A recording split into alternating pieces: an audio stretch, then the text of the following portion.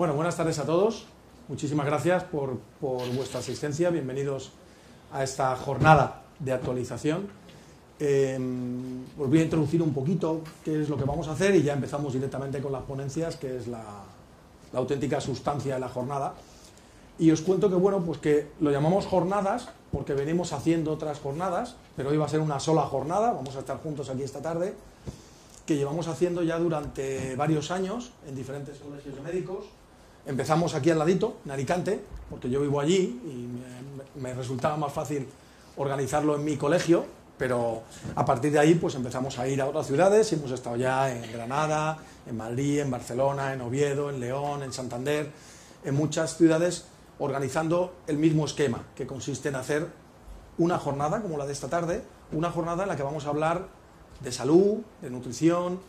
En ocasiones se habla un poquito más de patologías, en ocasiones se habla un poquito más de deporte. Por ejemplo, la de Madrid la hicimos monográfica de deporte por una serie de coincidencias, pero entre otras cosas porque yo contaba con gran cantidad de compañeros. Yo soy especialista en medicina de deporte, que estaban en clubes importantes y era un momento en que estaba pues, un poquito en boga la nutrición deportiva.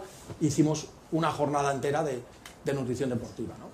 Pero por lo general lo que hacemos en estas jornadas es intentar transmitir algunas de las áreas que creemos que son importantes de confluencia de la nutrición con la actividad de los profesionales de la salud.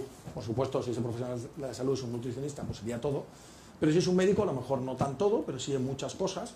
El médico sigue siendo la principal referencia para los pacientes en temas de salud y el paciente pues considera que su nutrición en muchas ocasiones es un tema de salud y acude a su médico para ese consejo. Y por desgracia, pues todos sabemos que en la formación académica de la carrera de medicina, pues la nutrición como tal no existe, ¿no? Entonces, la formación es un poquito limitada, a lo que en determinadas asignaturas de determinadas patologías, pues algunos de nuestros profesores nos pueden haber comentado, pues a lo mejor un poquito más en el área de endocrinología, o un poquito más en otras áreas, pero no demasiado, ¿no? Entonces, creemos que es interesante despertar de nuevo esa curiosidad en todos los profesionales de la medicina sobre la nutrición, porque bueno, pues la misma Organización Mundial de la Salud lo reconoce como uno de los factores fundamentales para la salud, tanto la nutrición como el estilo de vida, sobre todo desde el punto de vista de actividad física.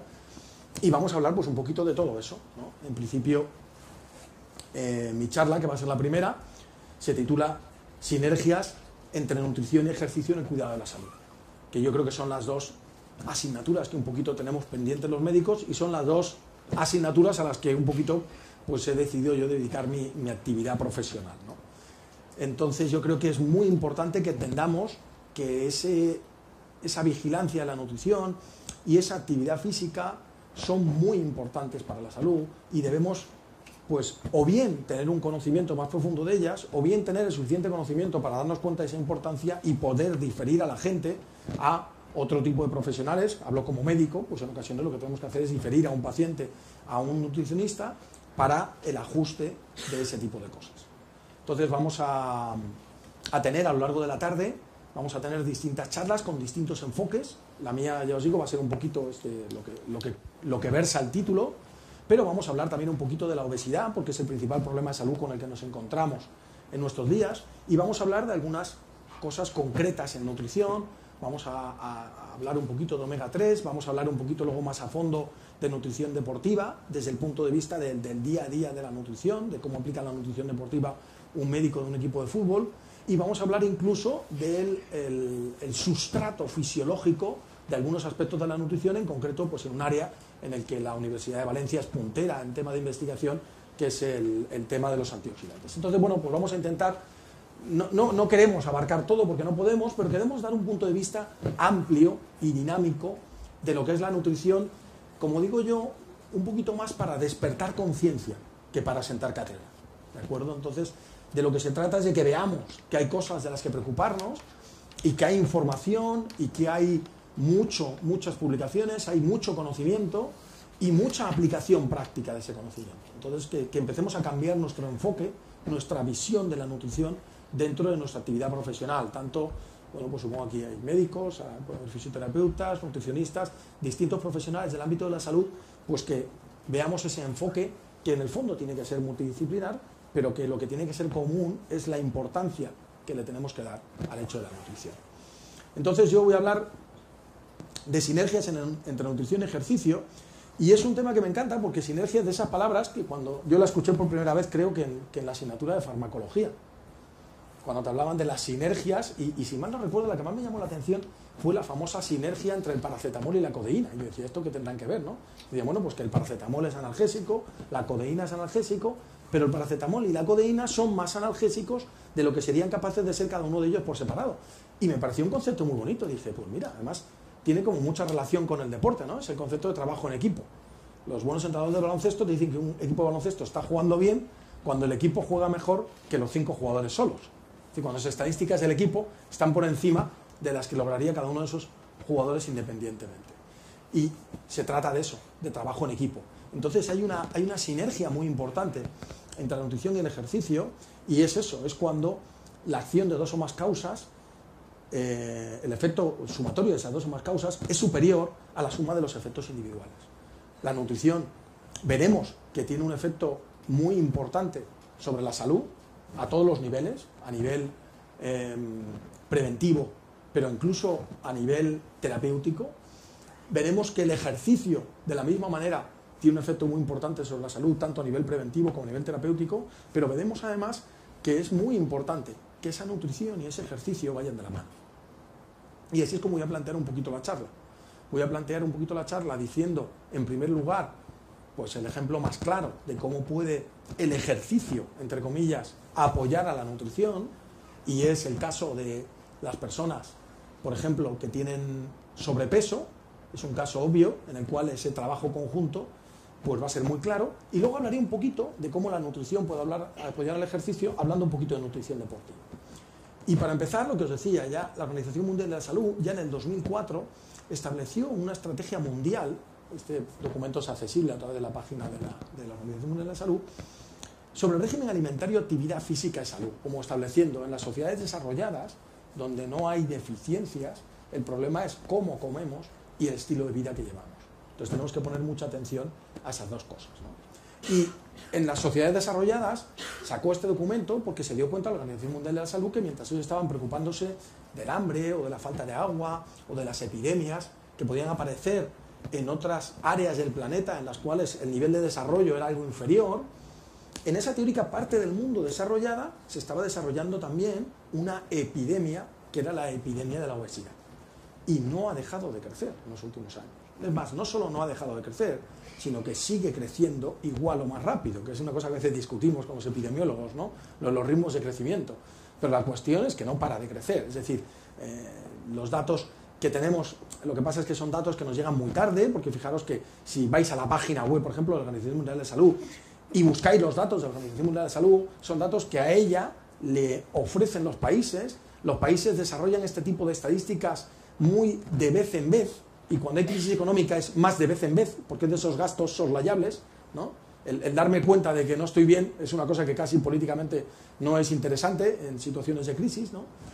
Y además son datos obtenidos mediante encuestas telefónicas, con lo cual son datos que generalmente infravaloran el problema, y a pesar de eso, la evolución en los últimos años de las cifras de sobrepeso y obesidad son muy llamativas. En algunos países a los que yo viajo habitualmente, por ejemplo México, es tan preocupante que ya, bueno, pues el Ministerio de Sanidad, tú llegas a México y en el aeropuerto ya te encuentras carteles de un tipo que se ve una barriga saltando un botón y dice en este caso 3 de cada 4 mexicanos tienen sobrepeso, para muestra basta un botón, ¿no? Y está como saltando el botón de la camisa. Es un problema que allí abarca más del 70% de la población. En España estamos en un 60 y algo, pero depende de cómo hagamos las estadísticas, yo digo, probablemente en algunas zonas y valorado de alguna manera es peor. Y sobre todo, a nivel infantil, estamos a la cabeza de Europa. Entonces, bueno, pues son situaciones que nos debemos plantear, y hablaremos luego más a fondo de ellos, luego los siguientes ponentes nos irán hablando de ello, pero yo os voy a hablar un poquito de esa dinámica de los ajustes de peso y que cómo puede intervenir el ejercicio. Entonces, bueno, para hacerlo un poquito más dinámico, lo que a mí me gusta plantear lo primero es que no debemos hablar de ajustes de pérdida de peso, sino de ajustes de peso, porque no es lo mismo dónde está el peso. En una persona adulta, una persona que ya más o menos el ciclo de crecimiento ha llegado a su fin, el ciclo de crecimiento ponderal, decir que la persona ya ha cumplido los 20 años, su peso puede variar de dos maneras, salvo patologías en las que hay un aumento de peso por otras causas, por retención de líquidos, por aparición de un tumor o lo que sea. En una persona sana el peso puede aumentar aumentando la masa muscular o aumentando la grasa.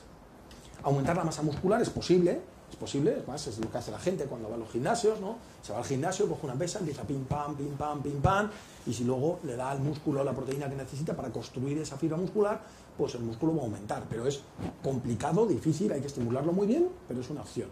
Sin embargo, señores, la grasa, qué fácil es aumentar la grasa.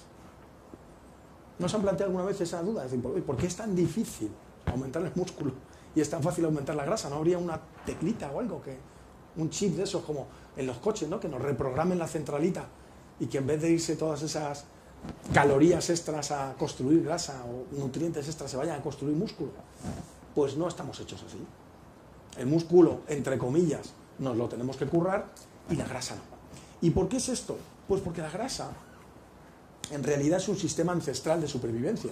La grasa, pues, pongamos que apareció, evidentemente habría algún organismo que no tenía tejido graso, y pongamos que apareció a un nivel de organismo, pues cuando aquellos bichos, porque no serían ya ni hombres, pero ni prehomínidos probablemente, pues su supervivencia dependía básicamente de su alimentación, porque eran organismos ya heterótrofos que tenían que comer, y entonces comían, y si llegaban vivos a la próxima vez que tocaba comer, pues seguían vivos. Si se morían era porque no llegaban a la próxima dosis de comida. Entonces aparece la grasa como un gran milagro en la naturaleza, como algo que te permite, en el momento en que puedes comer, almacenar energía, y que además la gestiona muy bien, porque la grasa nos crece, almacena energía, y es como lo que te guardas en un bolsillo, que llegas al siguiente sitio y te piden, ¿llevas algo suelto? Sí, mira, tengo aquí unas moneditas. No. La grasa cuesta mucho de sacar. La grasa, cuando tú dejas de comer, lo primero que consumes no es la grasa. Si no, imaginaros esta gente que se pone en huelga de hambre, a la segunda vez que salen delante de unas cámaras de televisión y llevan una semana sin comer, deberían estar súper fibrosos, ¿no? Ahí se les deberían ver todas las fibras, todos los músculos marcados de haberse comido toda la grasa. Y se ve todo lo contrario. Se les ve fofos blanditos, ¿verdad? Les veis ahí que les cuelgan las mollas, como se suele decir, y eso es porque lo primero que perdemos cuando dejamos de comer es el músculo. Porque la grasa está ahí diciendo, cuidado, que yo soy el que te va a salvar la vida al final, a mí guárdame. La grasa tiene ese mensaje de autosupervivencia, y no solo eso, sino que lleva tanto tiempo ahí que yo digo que se ha convertido en una especie de alien, ¿no? En una especie de alien que tenemos dentro, y un alien que controla muchísimo para que todo lo que llegue le vaya a él. Todo lo que llega de más se convierte en grasa. Tú tomas grasa de más, se convierte en grasa. Tú tomas proteína de más. ¿Qué es eso de proteína de más? Pues bueno, pues en estudios en gente que hace musculación y se le ha ido dando dosis crecientes de proteína para que se incorpore músculo, se ha visto que por encima de 20-25 gramos ya no se incorpora el músculo. ¿Y si no hay más proteína? Pues o la oxidas en ese momento, que la quemas en ese momento, o se transforma en grasa. Tú tomas hidratos de carbono, ¿y qué pasa? No, hidratos de carbono de alto índice glucémico son los malos porque sube mucho la insulina, no, es un sistema de protección, sube mucho la glucemia en sangre es una situación conflictiva, precisamente los diabéticos lo que procuramos es que la glucemia no esté alta y los diabéticos desarrollan complicaciones cuando no controlan esa glucemia. Entonces el organismo cuando no es diabético tiene un sistema de protección, un guardaespaldas que se llama insulina que sale y dice, fuera todo este azúcar de aquí. ¿Y quién se la lleva? Aquí el amigo, el alien. Entonces mi teoría del alien es que ese alien está ahí esperando que llegue comida para transformarla en grasa, pero luego además a medida que va creciendo genera sistemas de autosupervivencia. Te incita a comer, te pide que le des. Y bueno, pues hoy en día conocemos muchos de esos sistemas, ¿no? Como puede ser la leptina, como pueden ser conexiones que tiene con el cerebro límbico, de manera que te está pidiendo que le des de comer. La grasa tiene su sistema de autosupervivencia, que alguien podría interpretarlo, pues que antiguamente podría ser un sistema de autosupervivencia del individuo. Pero hoy en día, por desgracia, en una situación en la que no pasamos hambre, sino que tenemos una continua oferta de comida, se ha convertido en todo lo contrario. Y, bueno, pues hay gente que ha sido capaz, bueno, pues de colocar una cámara oculta y grabar al alien. Y como podemos ver, en ocasiones, pues nosotros intentamos resistirnos, ¿no? Y decimos, no quiero comer tanto, no quiero comer más. Pero el alien desarrolla estrategias, se busca las vueltas, encuentra la manera, ¿no? Y al final te hace comer, ¿no? Y entonces un poquito como dice la frase, ¿no? El hambre consigue lo que quiere, y es verdad, ¿no? Tú vas y pasas por al lado de una pastelería, ¿no? Y te quedas así, y algo dentro de ti te dice, esa Magdalena te está mirando, y le gustas, y ella a ti, tonto, cómetela. No, es que estoy contando, ya empezarás mañana, ya empezarás el lunes, es que hoy el lunes, bueno, pues el lunes que viene. Es decir, nos autojustificamos de manera que al final nos encontramos a gusto cuando satisfacemos a ese alguien, ¿de acuerdo? Es decir, que cuesta. Por eso cuando nos encontramos con gente que tiene una cantidad de grasa importante, tenemos que entender que tiene ahí un elemento de resistencia importante a frenar su ingesta. Cuando nos vamos y lo ponemos en números, mira, esto es muy fácil, tú es que las calorías que consumes, las calorías que gastas, quitamos de aquí, ya. Teóricamente es muy fácil, pero luego cuando esa persona sale por la calle, tiene el alien diciéndole, cómete esto, cómete lo otro. Y te dicen algunos que reconocen a algunos de sus aliens, no, doctor, dígame lo que quiera, pero yo sin chocolate no puedo vivir. Usted quíteme lo que quiera, pero mi tostadita de no sé qué no me la puede quitar. Usted no sé qué, pero yo el pan, ¿por qué? Porque algunas personas son capaces de reconocer a ese alien, ¿no? Entonces, bueno, pues lo bueno es que tenemos una especie de guerrero que puede luchar contra el alien, que es el músculo, ¿no? ¿Por qué? Porque, fijaros, así como la grasa tiene un papel regulador del equilibrio energético en situación de reposo, es decir, toda caloría que no estés utilizando se la lleva a ella y desde ella regula el aporte de calorías, cuando haces ejercicio las cosas cambian. Cuando haces ejercicio manda el músculo. Incluso cuando haces ejercicio la misma insulina pasa a un segundo plano y cambia las normas de juego. Entonces el ejercicio es un poquito como cambiar el orden. Cuando hacemos ejercicio le estamos dando más importancia al músculo y le estamos quitando importancia a esa grasa, ¿no? Y de alguna manera podemos hablar de que ese músculo lucha contra la grasa en el sentido de que la actividad física, de que el ejercicio genera muchas adaptaciones que nos previenen de todos esos problemas del sobrepeso y de la obesidad.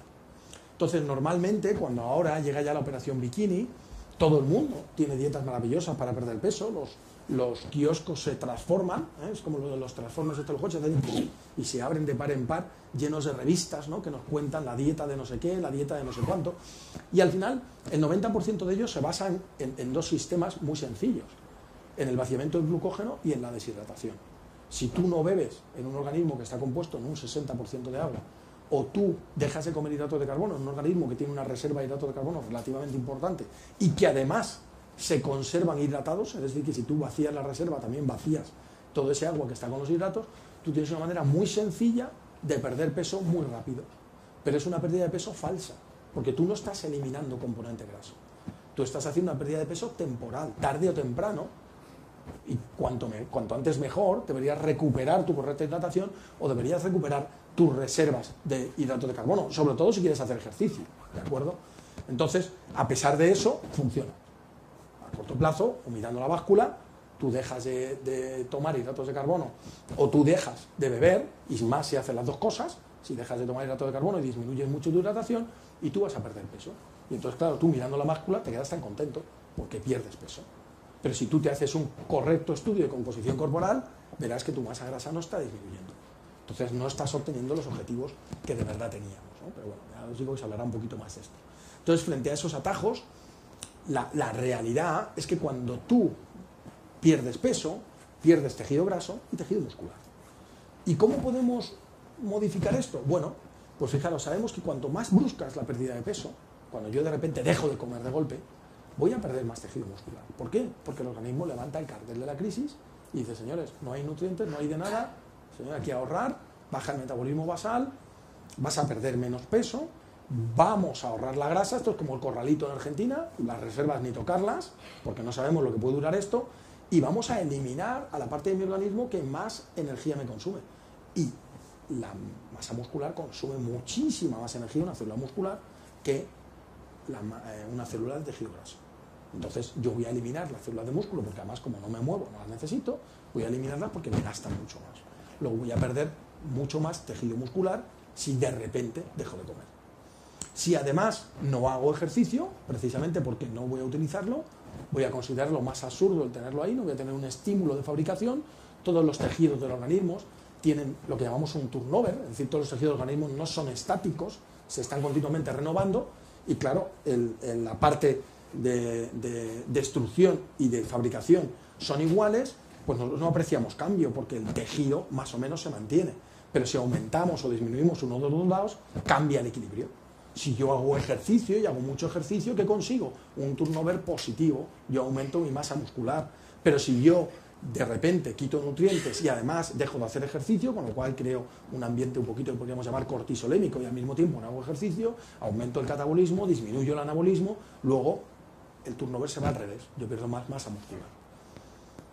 De la misma manera, por una cuestión de actividad por productos, que ocurre en todas las reacciones químicas, cuanto menos materia prima tengo para hacer nuevos músculos, más freno ese anabolismo y más estimulo el catabolismo, porque al no recibir proteínas por otras fuentes, mi organismo, cuando necesita proteínas, las va a obtener de mis propios músculos, porque el organismo no tiene reservas de proteínas, o como dirían algunos, no, la reserva de proteínas es el músculo. Bueno, pues te tienes que autocomer a ti mismo esos músculos para obtener esos aminoácidos.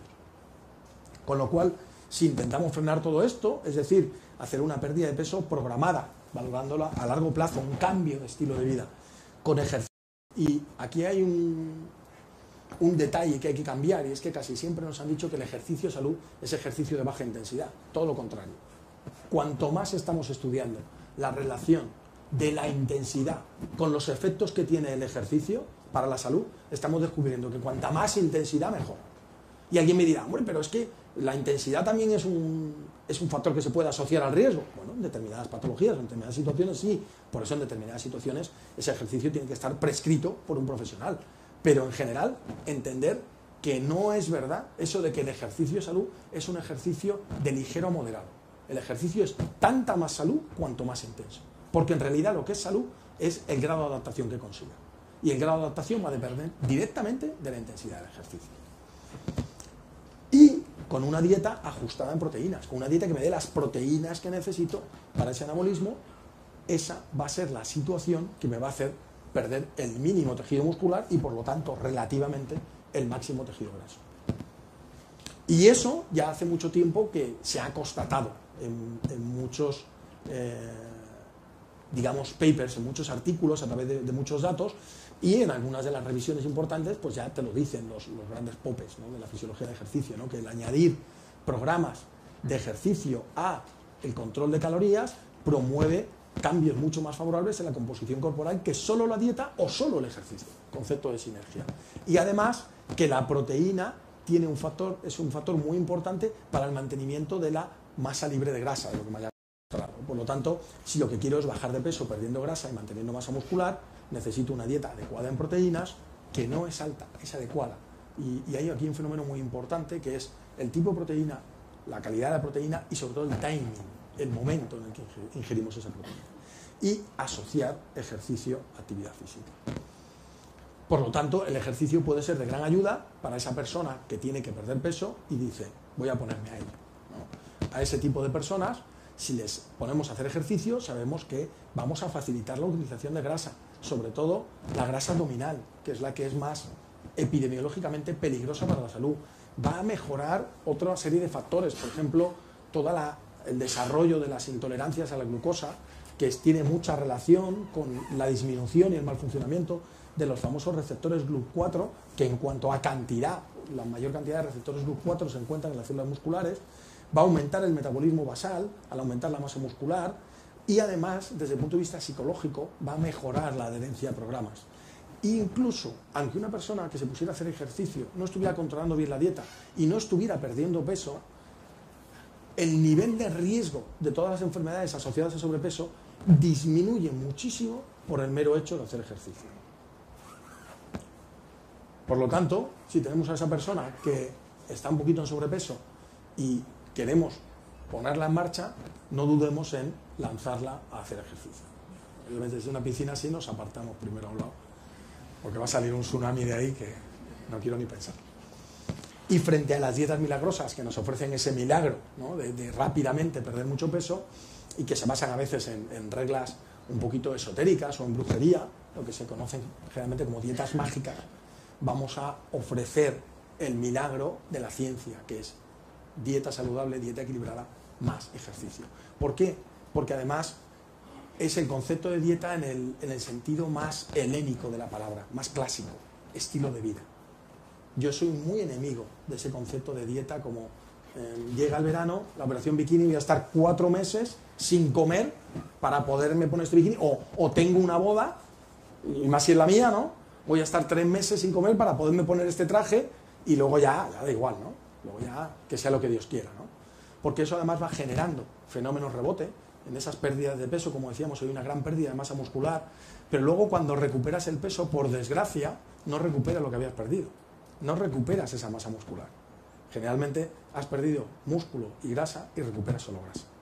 Con lo cual el alien va creciendo dentro de ti, y se va haciendo más dueño de ti y te impide ser, como diría Madiba, ¿no? El capitán de tu alma y el dueño de tu destino. Se convierte en tu jefe, ¿no? Sin embargo, cuando cambiamos el estilo de vida y vamos al revés, lo que estamos haciendo es transformar la manera de abordar la alimentación, de abordar el ejercicio de esas personas, crear un hábito mucho más saludable, que es para siempre, que además es heredable. Porque yo siempre se lo digo a la gente, si es que hoy en día a ti que tus hijos hereden acciones, no vale para nada. Si mañana de repente resulta que la empresa era de mentira y no tienes nada, lo único que siempre vas a tener contigo es tu salud. Luego, lo que más nos tenemos que digamos que emperrar en dejar en herencia es cultura, es salud, es cariño, es esas cosas que no las vamos a perder nunca, ¿no? Y dentro de la salud, la más importante es el estilo de vida, tanto desde el punto de vista de la nutrición como desde el punto de vista de la actividad física, esa cultura de la salud.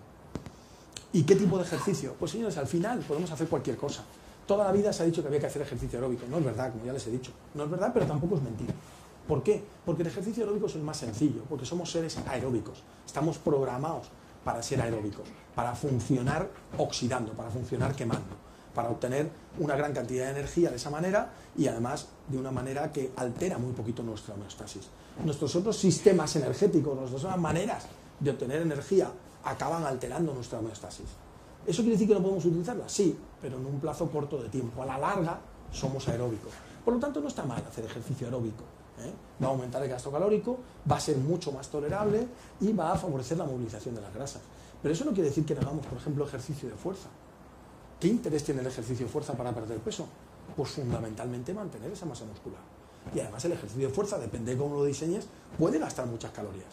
Porque puedes hacer un trabajo en circuitos con grandes grupos musculares y puedes estar gastando muchas calorías. Y sobre todo, en los últimos años ha entrado muchísimo lo que se llama el ejercicio interválico. Bueno, pues antiguamente, digo antiguamente porque esto ya es antiguo, lo del spinning o el indoor walking, porque las últimas revoluciones de ejercicio interválico son todo lo que sería el cross-training o lo que llaman los americanos el insanity o este tipo de actividades de alta intensidad también que trabajan de una manera interválica, ¿no? Trabajando. ¿Qué hacen que no hacen estos otros ejercicios? Pues trabajan de una manera muy dinámica, con mucha velocidad, con mucha intensidad, por lo que decía antes, porque así son capaces de lograr más adaptaciones. ¿Qué ocurre? Que son ejercicios más peligrosos. Entonces, bueno, pues tienen que ser programados de otra manera, supervisados de otra manera, y por desgracia la gente no lo está haciendo de esa manera, y bueno, pues la ventaja que tiene desde el punto de vista profesional es que nos llenan las consultas, ¿no? Pero de alguna manera es verdad que el ejercicio interválico consigue más resultados comunes, tanto de gasto calórico como de preservar masa muscular, que cualquiera de los otros ejercicios. Pero yo soy partidario de hacer un poquito de todo. En mi caso concreto, yo descubrí un deporte que me parece que es parecido a lo que sería el trabajo interválico por el tipo de entrenamiento que llevamos, que es el remo, pero es un deporte que tiene un alto componente muscular y al mismo tiempo tiene un alto componente aeróbico y no tiene impacto, que es lo que yo creo que teóricamente hay que buscar, ¿no? Ejercicios que tengan poco impacto y que nos den un componente cardiovascular y nos den un componente de fuerza. Y si no lo podemos encontrar en un tipo de ejercicio, combinar actividades de entrenamiento de manera que trabajemos en todas esas áreas, ¿no? Clásicamente parecía que el ejercicio aeróbico gastaba más energía porque es que nosotros medíamos el gasto de energía como consumo de oxígeno. Claro, si mides el gasto de energía como consumo de oxígeno, la actividad que consume oxígeno, que es la aeróbica, te parece que es la que más energía gasta. Pero desde que hemos aprendido que hay que medir ese consumo de oxígeno también que queda luego en deuda, o el déficit post-ejercicio, de ese consumo de oxígeno, el exceso post-ejercicio, y que podemos también hacer una estimación a partir del ácido láctico que producimos, de la cantidad de energía que estamos obteniendo por la vía aeróbica o que vamos a implicar la vía aeróbica, bueno, pues cuando se hace esto, pues hay gente que ha mostrado cómo frente a esa visión que el aeróbico consume más, cuando solo mido el oxígeno, esto sería un ejercicio aeróbico, que sería, si yo recorriera esta tarima, digamos andando a un trote ligero, a una actividad que llamaríamos aeróbica, pues gastaría 120 kilojulios, ¿no? Una tarima no sería una distancia más larga. Y esto sería lo que ocurriría si yo hiciera un ejercicio interválico, de sprints intermitentes. ¿Qué quiere decir? Que yo en vez de ir de aquí a allí a un trote mantenido, lo que haría es una carrera, para ahí un poquito, otro trocito de la carrera.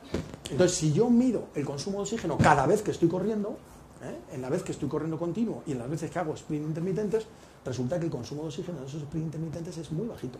¿Por qué? Porque son muy cortos y no da tiempo. El consumo de oxígeno, cuando tú empiezas una prueba de esfuerzo, empieza a subir, no da tiempo de subir.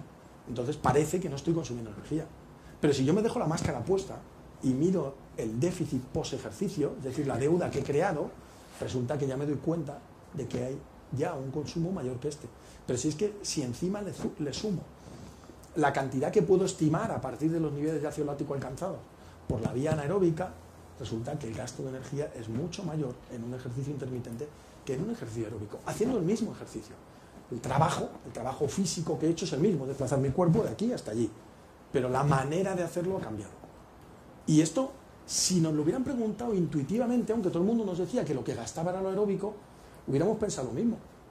Imaginaros que el cuerpo es un coche que está consumiendo por su combustible. ¿Cómo gastas más gasolina en un coche? Si tú te subes al coche y vas a una velocidad moderada, mantenida, o si vas continuamente pegando acelerones y frenadas, ¿cómo gastas más? Porque el ir a una velocidad baja y mantenida es mucho más eficiente. Pero precisamente en una persona que quiere perder peso, no queremos eficiencia. Y hemos hecho una mala traslación de un concepto de la alta competición, por ejemplo, un ciclista o un maratonista o un maratoniano, que queremos que haga una prueba, sí queremos que sea eficiente. Queremos que ahorre energía. Pero una persona que quiere perder peso, ¿quiere ahorrar energía? No. Por eso un maratoniano sí intenta ir a una velocidad mantenida. Y sí que una de las maneras que otro maratoniano que sabe a lo mejor que va a llegar antes que él, intenta romperle haciéndole cambios de ritmo. Porque sabe que le va a hacer quedarse sin gasolina. ¿Vale? Pero ahí el objetivo es conseguir con esa gasolina que llevas en tu cuerpo el máximo rendimiento. Pero una persona que quiere perder peso, el objetivo no es rendimiento, el objetivo es gastar. Es como pues, si te fueras a unos centros comerciales y dijeras, mira, mi objetivo, me han dado X mil euros y me los tengo que gastar. Pues gastar. Y gastar lo hace mucho más el organismo haciendo ejercicio intermitente. ¿Ok? Bien, entonces, como decíamos, podemos hacer cualquier ejercicio, pero es interesante en cuanto las personas lleguen a un nivel de condición física que se lo permita, que hagan ese tipo de ejercicio intermitente. Pero mucho cuidado con algunas situaciones que se dan en las personas con sobrepeso. Por ejemplo, pues las personas con sobrepeso generalmente tienen problemas articulares por su sobrepeso. Por ejemplo, a nivel de rodillas. Entonces, si tú le dices, mira, el ejercicio que tú vas a hacer es caminar, que es una recomendación muy habitual de los médicos, bastante poco acertada, y esa persona tiene sobrepeso, pues le vamos a destrozar las rodillas. Entonces tenemos que evitar ese ejercicio de impacto, ¿de acuerdo? Y mucho menos correr, claro. Y además de eso, yo siempre soy partidario de que al inicio de personas que normalmente no hacen ejercicio, por un problema de programación de la máquina, porque como no hacen ejercicio, normalmente no saben ni dónde está su pelvis, ni dónde están sus rodillas, ni lo que es el core, todas estas cosas que hablamos en el mundo de los gimnasios. Como no lo saben, yo les recomiendo que inicialmente hagan sesiones de ejercicio, de yoga, de pilates, de alguna actividad postural que les permita recobrar el control y la conciencia de su aparato osteomuscular para entonces empezar a moverlo. Es como decirles, oye, antes de empezar a conducir el coche, sácate el carné. Pues esto es lo mismo, hay que sacarse el carné del cuerpo, porque hay gente que lo usa tan poco que no debería tener el carné del cuerpo, porque no sabe usarlo. ¿De acuerdo? Y entonces intentan correr o intentan hacer determinados ejercicios, se hacen daño. Y les viene muy bien porque dicen, ¿lo ves? Te dije que el ejercicio no era bueno. No, no es bueno hacerlo así. pero si lo hicieras correctamente, sí hubiera sido buena. Bien, pero no olvidemos nunca que aunque añadamos el ejercicio, la clave para el control de peso sigue siendo el control de calorías. ¿De acuerdo? Entonces el ejercicio, especialmente ejercicio intenso, como os decía antes, va a ayudar a mantener esa masa muscular, va a ayudar a aumentar el consumo de energía y va a ayudar a mantenerse en el programa. Pero si yo a una persona le digo, ponte a hacer ejercicio, y no le digo que controle su ingesta calórica, esa persona no va a perder peso. ¿De acuerdo? ¿Va a mejorar su salud? Probablemente sí, pero no va a perder peso. Bien, entonces, ejercicio y control de las calorías. Y ahora nos vamos al otro lado. ¿Cómo puede la nutrición ayudar al ejercicio? Bueno, pues, en principio, simplemente manteniendo la salud del individuo, es decir, haciendo que ese deportista tenga todos los nutrientes que necesita, que tenga toda la energía que necesita, que evite problemas por defecto. El problema más habitual nutricional en deportistas, sobre todo deportistas del sexo femenino, es la anemia. ¿Por qué? Pues porque es un nutriente que es escaso en la naturaleza, que además se absorbe de una manera, digamos, limitada y además heterogénea, es decir, no todo el mundo absorbe la misma cantidad de hierro, que además va asociado en su metabolismo a otros dos nutrientes, como son la vitamina B12 y el ácido fólico, que también tienen una absorción muy variable de unas personas a otras, y por lo tanto pues es fácil que se desarrollen déficits nutricionales cuando la persona intenta llevar un régimen bajo en calorías simplemente restringiendo la cantidad de comida. Sobre todo en los tiempos actuales en los que la comida cada día es más pobre en nutrientes y es más monótona. Entonces eso es relativamente habitual. Pero luego también es muy importante para un deportista mantener el correcto peso, composición corporal. Yo estaba en algunos equipos en los que se multaba a los jugadores si pasaban por encima de un sumatorio. La manera que lo hacíamos era medíamos una serie de pliegues grasos y si un jugador pasaba por encima de un número, se le ponía una multa. Se funciona así a veces en los equipos profesionales, ¿no? El deportista profesional entiende argumentos de mucho tipo, pero el que mejor entiende es el económico. Dices, hay que venir a tal hora porque hay que sacarse sangre. ¿Vale, doctor? Entonces entre las 9 y las 10. No, a las 9. Bueno, vale, ya llegaré. No, a las 9 empieza la hora de multas. Todo el mundo a las 9. Si la hora de multas empieza a las 9:30, la gente empieza a llegar a las 25. Entonces, parece que la hora de multas es algo como importante, ¿no? Entonces, en algunos equipos que los entrenadores dicen, no, a mí esto del peso no es opcional. Es muy importante, establecen multas, ¿no? Entonces, los jugadores es muy gracioso porque los jugadores te ofrecen chantaje. Cuando saben que no van a estar, te dicen, no me digas, ponme lo de la otra vez, y luego te invito a comer, ¿no? Y ese tipo de anécdotas curiosas, pero bueno, que saben que no se están cuidando y ellos saben que cuando les midas lo vas a detectar, ¿no? Entonces es importante para un deportista. Hay deportistas que no les cuesta nada, pero hay deportistas que les cuesta mucho mantener su peso. Probablemente porque en unos el alien es más poderoso que en otros, pero es lo que hay, ¿no? Pero sobre todo, lo que voy a hablar un poquito, porque ya voy a ir rápido, es de un concepto, digamos, que ha revolucionado la nutrición deportiva en los últimos años, que yo apliqué mucho en mi época como médico de estudiantes de baloncesto, y que a raíz de aplicar mucho ese concepto, pues me acabé ganando un sobrenombre en el mundo del baloncesto, que era el del doctor Batido. Me llamaban el doctor Batido. ¿Por qué? Pues porque la recuperación después del ejercicio es un tema que normalmente no se ha vigilado lo suficiente, ¿no? Y bueno, todos sabemos que el ejercicio aumenta las necesidades de nutrientes, que aunque hay gente que dice que como el deportista ya come más, va a tener más de todo, pero hay, bueno, pues muchas publicaciones que muestran que no, y muchas actividades clínicas. Yo recuerdo que el curso de este tipo, la jornada que hicimos en Barcelona, invité a la doctora que está en el CAR de Sant Cugat, responsable de la nutrición de deportistas, y ella hace una valoración, digamos, como muy fina de la valoración de cada deportista, y ella me decía, Julián, lo normal es que encontremos algún déficit en todos, porque hoy en día casi todos tienen un déficit de una vitamina, de un grupo de vitaminas, de tal y de cual, y tenemos que corregir y al final tenemos prácticamente que suplementar a todos, ¿no? Pero bueno, la cuestión es que independientemente de eso, los deportistas siguen entrenando duro. ¿Por qué? Porque los deportistas cada día la exigencia es mayor, porque el deporte se ha convertido en una élite y llegar a esa élite es el deseo de todos. Todos quieren estar ahí y todos quieren ganar, claro. Todos los que están ahí además quieren ganar. Y lo que no quiere ninguno de ellos es pues tener que retirarse de un partido, no poder acabar una prueba o que los resultados de la prueba no estén de acuerdo con el esfuerzo que has hecho para entrenarla, ¿no? Y yo les suelo preguntar a mis alumnos de educación física, suelo seguir poniendo estas dos fotos porque para mí es un caso muy llamativo de ello. ¿Dónde está la diferencia entre estos dos tipos, ¿no? No sé si saben quiénes son. Este es Usain Bolt, es el récord mundial de 100 metros, bueno, el 200 también, pero básicamente el hombre más rápido del mundo. El récord mundial de 100 metros y batió ese récord en un campeonato del mundo en el que se enfrentó a este señor, que es Tyson Gay, que aparte de tener mala suerte con el apellido y aparte de que le pillaron con el carrito del helado unos años después, y está ahora en el dique seco, en aquel momento era el mejor velocista americano y estaba en su mejor momento. Y entonces yo le digo a mis alumnos, oye, ¿y por qué este señor ganó? Y claro, todos me dicen, no, porque cruzó primero la línea de meta. Y digo, listos sois un rato, ¿eh? Digo, pero algo más, ¿me podéis decir algo más? Bueno, pues porque era más rápido, ¿vale? Y yo les digo, vale, era más rápido. No voy a poneros ahora el vídeo porque es un poquito largo, pero es muy bonito. Digo, ¿y por qué un año después, o casi un año después, en la Golden League, en una carrera importante, en Estocolmo, de repente vemos que Tyson Gay entra por delante de Usain Bolt, y fijaros la cara de Usain Bolt cuando entra en el anterior, que fue en Berlín, y la cara de de Usain Bolt cuando entra en Estocolmo? ¿Por qué pasa eso?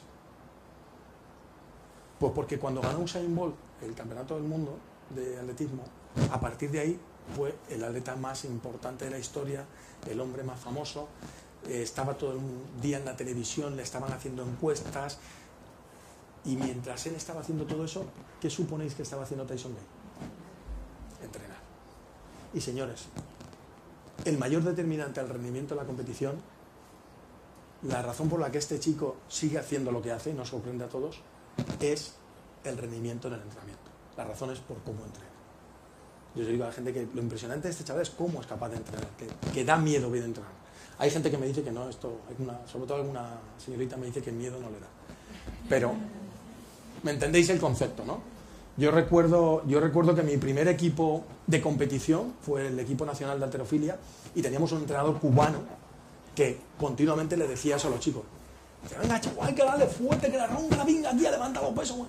Luego no vayas a mover la tarima lo que no mováis entrenando. Y es verdad, lo que no muevas entrenando, luego no lo vas a mover en la tarima. Si un tío quiere correr a la velocidad que corría este tío, si un tío quiere correr en 9.50 y pico, no puede estar entrenando a 10.30. Tiene que estar entrenando a 9.90. Para luego el día de la carrera apretar un poquito más, pero no puede estar entrenando a 10.30. Sí, el rendimiento de la competición va a depender del rendimiento en el entrenamiento. Por lo tanto, aunque debemos vigilar la nutrición de la competición, debemos vigilar mucho más la nutrición del entrenamiento. Porque el entrenamiento es lo que genera lo que vamos a hacer en la competición. Y lo genera a través de un mecanismo que se llama adaptación. Yo entreno para destruir una parte de mi cuerpo y decirle a mi cuerpo, lo que tienes no me vale. Para mí no es suficiente. Quiero más. Esa es una frase de mi entrenador. El entrenador de remo, siempre que estamos haciendo una serie y estamos casi al final y ve que nos vamos a ir abajo, nos dice eso. ¡Quiero más! ¡Quiero más! Eso es lo que le estamos diciendo a nuestro organismo. ¡Quiero más! Y entonces destruimos, esto es como si vas a renovar un cuarto de baño, destruimos el viejo para construir uno nuevo que sea mejor. Y eso es lo que buscamos. Pero cuando estamos entrenando, estamos destruyendo lo que hay. Pero ¿qué ocurre? Que si somos capaces de asimilar esa orden, de convertir esa orden de destrucción en una reconstrucción, algo mejor, vamos a tener algo mejor al final. Pero para eso es clave cuando se construye, y se construye en la recuperación. Por eso es tan importante la recuperación, porque hay que programar esa recuperación, y esa recuperación necesita el descanso oportuno y la nutrición oportuna, para que, como si dijéramos el organismo, recupere las baterías. Porque cuando antiguamente se pensaba en recuperación, se decía, bueno, yo he entrenado, he gastado mi gasolina, lo que tengo que hacer es volver a poner gasolina. Pero si ampliamos la mirada, cuando en el Fórmula 1 se echaba gasolina, si ampliamos la mirada, aparte del tipo que estaba echando gasolina, si nos fijamos, hay casi 20 mecánicos alrededor del vehículo. O si vamos por la noche a un rally o a un París-Dakar, vemos que están... Yo estuve ahora en Sudamérica y estuve con varios de los competidores en el París-Dakar y me contaban eso, me decían, sí, Julián, la paliza no es solo la carrera, que es una paliza, es que llegas a trabajar con el coche. Y bueno, los mecánicos trabajan toda la noche, a ti te dejan dormir un ratito, pero tienes que explicarles lo que te ha pasado, dónde te ha fallado, qué ha habido, no sé qué, y tú en realidad acabas tu jornada a las 12 de la noche y vas a salir a las 5 de la mañana. Entonces, eso es una realidad también con nuestro cuerpo. Pero claro, cuando uno hace ejercicio una vez a la semana, luego puede tener todo el día el coche una semana en el taller. Pero si tú entrenas todos los días, como no hagas bien ese trabajo de recuperación, Al día siguiente el coche va a fallar un poquito más, y al día siguiente un poquito más, y al día siguiente un poquito más. Y eso en deportistas de cierto nivel se acaba traduciendo o en una lesión, que es un mecanismo de escape del organismo para salir de ese bucle, o en una fatiga crónica, que es peor todavía, porque cuando queremos revertirla es bastante complicado. Y para eso es importante que entendamos lo que pasa, que entendamos que el organismo necesita nutrientes en ese momento, justo cuando está entrenando, justo cuando acaba de entrenar. ¿Por qué? Porque en ese momento el organismo produce una serie de señales celulares que empezamos a conocer, ¿no? Esto lo voy a pasar rápido porque es interesante, pero bueno, es una de esas señales celulares, la PGC1-alfa, muy relacionada con el depósito de glucógeno, pero otro montón de señales celulares de las cuales, bueno, pues ahora mismo ya se definen alrededor del principal mediador es el AMP cíclico, pero son todos los sistemas de TORC, y que, bueno, pues unos están relacionados con la gluconeogénesis, otros están relacionados con el metabolismo proteico, otros están relacionados con mecanismos transcripcionales, otros están relacionados con otras regulaciones del metabolismo hacia metabolismo de las grasas o metabolismo de los hidratos de carbono, etcétera, etcétera. Todo eso, según hago yo ejercicio, se pone en marcha y modifica el organismo. Y genera un nuevo organismo sobre lo que he destruido. Pero claro, para hacer ese nuevo organismo necesito tener los nutrientes. Y eso es lo que llamamos ventana metabólica. Hay un momento en el que es lo idóneo para tener esos nutrientes. Claro, si esos nutrientes además no se almacenan en el organismo, como pasa con las proteínas y algunos otros micronutrientes, es importante que lleguen en ese momento. Y ya hay muchos trabajos que muestran esto, ¿no? En ejercicios, en cuanto al glucógeno, también es muy importante que lo empecemos a rellenar lo antes posible, pero en cuanto al recambio proteico, ya desde el siglo pasado, como digo yo, por eso pongo este trabajo, porque es el primero de muchos trabajos que hay hechos, midiendo el FSR, que es la síntesis de músculo. Este es el 99 todavía, y comparan la actividad de síntesis proteica, de destrucción proteica y el balance neto, que es lo que me interesa, cuando yo a un deportista que hace un trabajo intenso de fuerza le doy o bien un placebo, que es darle un batido que no tiene nada, pero no lo sabe, o un batido en el que tengo proteína, o bien aminoácidos, una mezcla no, digamos, estándar de aminoácidos, o una mezcla de aminoácidos como de mayor calidad, con más cantidad de aminoácidos esenciales. ¿Qué ocurre? Pues que la síntesis proteica es más alta, que la destrucción proteica es menor, y esto va a ser todavía mucho menor cuando ese batido de proteínas le asocio hidratos de carbono, porque en el ejercicio no tiene importancia la respuesta insulínica, pero en el post-ejercicio la respuesta insulínica es una de las claves para frenar el catabolismo. Entonces, ¿qué hago? Si aumento la síntesis y disminuyo en la destrucción, ¿qué ocurre? Que ese ejercicio muy duro, que en una persona que no toma nada sería un ejercicio con un balance neto negativo, es decir, un ejercicio catabólico, en un deportista que hace la nutrición post-ejercicio correcta, se convierte en un ejercicio anabólico, en un ejercicio que se asimila, en un ejercicio que produce una adaptación y que le va a permitir entrenar incluso mejor al día siguiente. Y bueno, pues hay muchos ejemplos de estos, pero sintetizando, resumiríamos que cuando el ejercicio es muy de fuerza, vamos a necesitar sobre todo proteína, y cuando el ejercicio es muy de resistencia, bueno, esto es una triatleta mía, no la veis la cara, pero es una chica muy guapa, cuando el ejercicio es muy de resistencia, vamos a necesitar más gasolina, pero siempre vamos a necesitar un aporte de proteínas. Es decir, siempre vamos a necesitar un complejo de carbohidratos y proteínas después del ejercicio. Y bueno, estamos en la fase esa en lo que lo vamos afinando, ¿no? También le vamos añadiendo otra serie de micronutrientes, pero prefiero por lo menos dejar ese concepto claro, que después del ejercicio necesito lo antes posible un aporte de hidratos de carbono y proteínas, ¿no? Y bueno, se decía que hay muchos trabajos ya que hablan de esto y que muestran esto, como la actividad al día siguiente es mucho mayor, el rendimiento al día siguiente, cuando he hecho esa recuperación con hidratos de carbono y proteínas, que cuando solo la he hecho con hidratos de carbono, que era el concepto más clásico, y que esto ocurre prácticamente en todos los sujetos, ¿no? Siempre hay algún outlier. Son estudios limitados, porque son poblaciones muy pequeñas, porque hay trabajos que no están muy bien diseñados, pero lo bueno que tiene es que si nos fijamos en los muchos, fijaros, 6 hombres, 4 hombres, 4 mujeres, estudios muy pequeñitos, hay que coger la arteria y la vena femoral de una pierna, de la otra pierna, meter un isótopo radioactivo generalmente de fenilalanina, que también es una limitación, pero bueno, dentro de lo que cabe, lo que vemos es que el cambio neto, prácticamente en todos los trabajos, es positivo.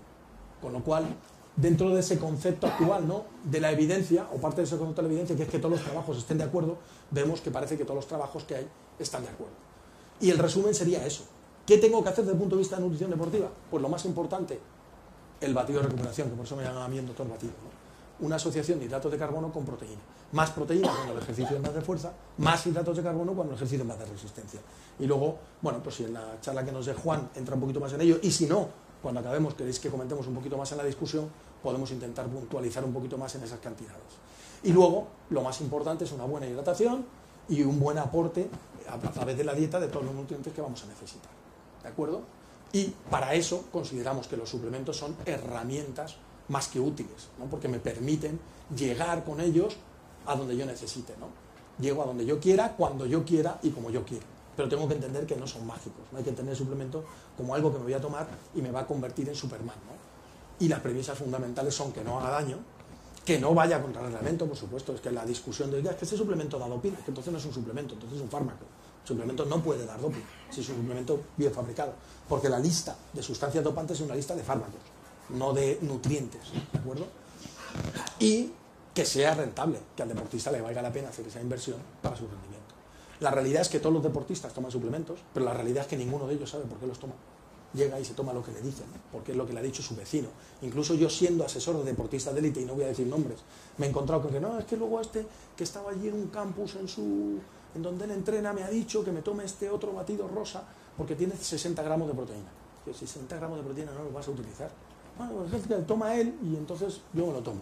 Bueno, pues al final pasa eso, ¿no? Y porque en el fondo el deportista no está buscando lo que tú le dices, que es ese soporte de su entrenamiento. El deportista está buscando la poción mágica. Está buscando algo que se lo pueda tomar y pase algo tal que así.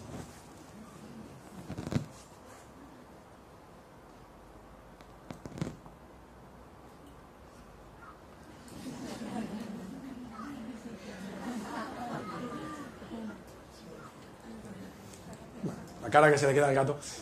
Y bien, pues la mala noticia es que no existe la poción mágica, ¿eh? Bueno, existe la poción mágica, pero como sabéis, en un cómic, curiosamente francés, que es la primera referencia histórica que tenemos del doping, los que inventaron el doping fueron los franceses, curiosamente, que el Asterix se lo tomaba y luego encima tenía la desfachatez de irse a los Juegos Olímpicos, claro. Creo que en la última película ya le pillan, ¿no? Y le meten un puro por dopaje, pero bueno, la historia luego se ha contado de otra manera. Pero lo que sí existe es la magia de la ciencia, ¿no? Es decir, todo ese desarrollo de investigación a través tanto de laboratorios como de grandes científicos. Pues yo tengo la suerte de trabajar con un premio Nobel que se ha convertido en un enamorado del ejercicio, ¿no? Y toda la teoría del óxido nítrico, que fue por lo que le dieron el Nobel, pues la está el tío ahora aplicando al ejercicio. Y la verdad es que tiene mucha aplicación en suplementos nutricionales para el ejercicio, ¿no? Y bueno, pues otros que premio Nobel no hemos tenido, pero a algunos les sonará esta sala. Esta es la sala de pruebas de esfuerzo de la Escuela de Medicina del Deporte de Madrid. Ahí haciendo una prueba con un ciclista, pero desde que tenía pelo, pues bueno, pues he seguido ahí trabajando aquí. Este Isaac, un triatleta amigo mío. Este no sé si lo conocéis, ahora sin barba, pero es un jugador de básquet con el que he trabajado desde que era un chaval y que bueno, pues ha llegado al final a jugar a la NBA. Y bueno, y pues ahora estamos echando un poquito una mano a otro equipo de básquet que tampoco le está yendo mal, como es el Gran Canaria, pero que al final, cuando los deportistas les explicas cómo tienen que utilizar esa nutrición y la utilizan, se dan cuenta de que no era una cosa tan secundaria, se dan cuenta de que era una cosa mucho más importante. Con lo cual, al final, pues está claro que los suplementos son útiles, y sobre todo desde un punto de vista práctico. Yo ya os digo, es por dar 1000 bases científicas, pero lo interesante es eso, que los deportistas se acaban convenciendo, y por eso ya os digo que a raíz de que yo empecé a hacer estas cosas del batido de recuperación, al acabar los partidos, al acabar los entrenamientos fuertes, me acuerdo que tuve una charla con Pepu, ¿no? Porque me decía, Julián, aquí lo primero cuando acabemos es que hable yo. Yo le dije, no, si aunque te parezca mentira, yo no quiero hablar, yo solo quiero que se tomen el batido. Y entonces lo que hicimos fue, teníamos en el vestuario, las botellas nos las daba la Liga ACB, y yo, ahí no se ve bien, pero cada una de ellas tiene el número de un jugador. Yo en el descanso les preparaba sus batidos y en este caso subí, esto fue el año que dejé el baloncesto, que en la final de la Liga, en los playoffs, nos tocó la primera eliminatoria contra el Madrid, les eliminamos en el quinto partido en el pabellón Raimundo Saporta, que ahí se acabó el pabellón Raimundo Saporta. Luego nos tocó la siguiente eliminatoria contra el Tau de Nocioni, Scola, Oberto, Calderón, Prigioni, todos esos juntos en el Tau. Les eliminamos también en el quinto partido en Vitoria, y la final nos tocó contra el Barça, que era justo al lado de donde estaba la sede arbitral, la sede de árbitros de España, y parece ser que ahí nos fuimos capaces de... Ahí perdimos por un poquito. Pero estuvo bien, estuvo bien. Y este era, pues subió Felipe lesionado a que le viera un tobillo y tal y cual, y me aproveché porque no tenía ninguna foto y dije, hombre, voy a haceros una foto de los batidos. Y le hice una foto a lo de los batidos. Y como ya os digo, pues bueno, pues hay suplementos nutricionales sin irse a cosas raras que son útiles, como os digo, los batidos de recuperación, las bebidas isotónicas, las barritas, la cafeína, la creatina, los alcalinizantes, los antioxidantes, algunas vitaminas, sobre todo la vitamina E cuando haces entrenamiento en altura, entrenamiento de alta intensidad, etcétera, etcétera. Y bueno, os hablaría un poquito de hidratación, pero estamos ya metidos en el tiempo y creo que nos vas a hablar también un poquito de ello, poquito, pero algo, vale. Bien, entonces lo vamos a dejar aquí, porque ya os digo que tenemos una tarde amplia y vamos a pasar a la siguiente conferencia y luego tendremos un pequeño break y luego tendremos las 3 siguientes, ¿de acuerdo?